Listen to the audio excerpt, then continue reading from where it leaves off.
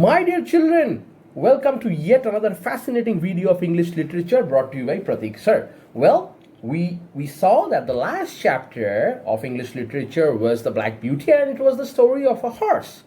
This is another poem which talks about our lives. A life which should be fascinating with adventures. Imagine a life which doesn't have any adventure. How boring and mundane would that be? Well, we are going through a very critical phase where we have a pandemic and we cannot step out of our houses, so we can't have adventure. But without adventure, life is so one-dimensional, isn't it? I mean, it feels like, we are continuing to read that same old page of a book.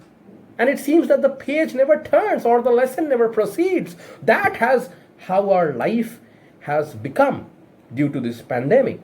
And a poem like this, that's the fourth chapter of literature, will definitely encourage us to dream about having a life full of adventures. Henry Charles Breaching is our poet, and the name of our poem, my dear children, is Going Down Hill on a Bicycle. So how many of you have a bicycle? How many of you love to ride a bicycle? Well, a bicycle is a very cherished attribute of our childhood days. I do have a bicycle, and whenever I get time, since I'm a fitness freak, well, I do go out for cycling. Cycling is one of the best exercises. So let me read the poem out for you once with a lot of energy. With lifted feet, hands still, I'm poised, and down the hill dart with heedful mind.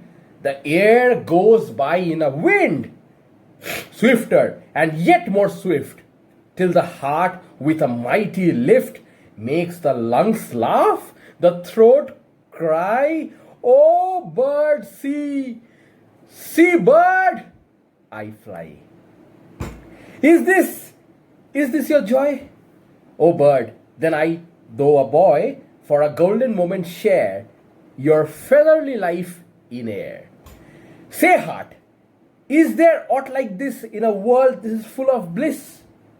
'Tis more than skating, bound, still short to the level ground. Speed slackens now, I float a while in my airy boat, till when the wheels scarce crawl, my feet to the treadles fall. Alas, that the longest hill must end in a vale, but still, who climbs with toil, whosoever shall find wings waiting there. The theme of the poem is talking about having the courage and will to conquer the hurdles of life. Okay, the hurdles of our life are like mountains. You need to climb steep slopes. Okay, I'll give you a small example. For example, if a child is introvert, as in he has the fear of public speaking, well, when he has to face the camera and do public speaking, that's like climbing a mountain. So it's a very daunting task.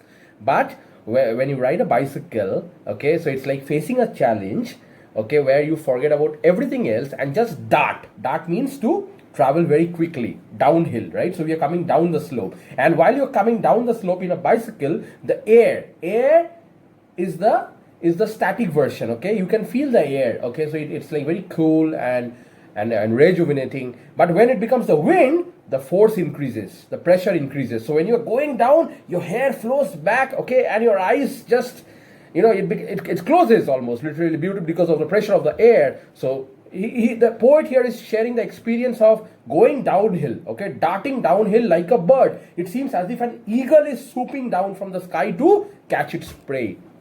So here there's a comparison where the poet talks to a bird and tells that, "See bird, I have developed feathers like you, and I am flying in the air just like you do." There is a comparison with yet another sport in this particular poem, and that's the sport of skating. How many of you love skating, and how many of you love cycling? Okay, there's a difference between the two.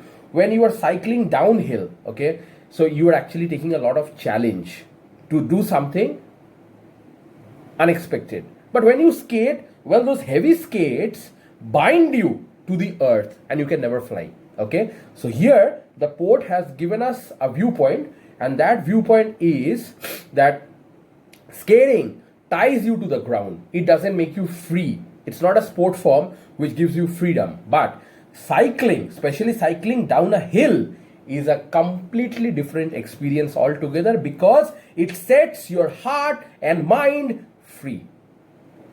But unfortunately, just like all good times have to end, the mountain or the slope ends in a vale. What is a vale? V-A-L-E. Vale means valley. Okay, so can you understand? So it's like a mountain, then there's a stretch of land there. Again, there's a mountain. That's called a valley. You must have studied this in geographical landforms. Okay, the difference between a mountain is like it's very steep and continuous. But when there's a valley, there's a stretch of land in between two mountains. Okay, so the poet says that the fun is over the moment you land in the valley because it's a straight land, right? So there's no wind, or you don't have that feeling while you are traveling on a straight land. This is the poem all about asking us to have a life full of adventure. Otherwise, we'll become couch potatoes. But now, it's important to stay home and stay safe. But you know, when you read a poem like this, you can actually feel that in your senses that, okay, yes, I am probably going downhill on a bicycle. But let me also tell you that in case if you are cycling within your compound right now, since you don't have to come to school and you have a lot of time, and I definitely encourage physical activities.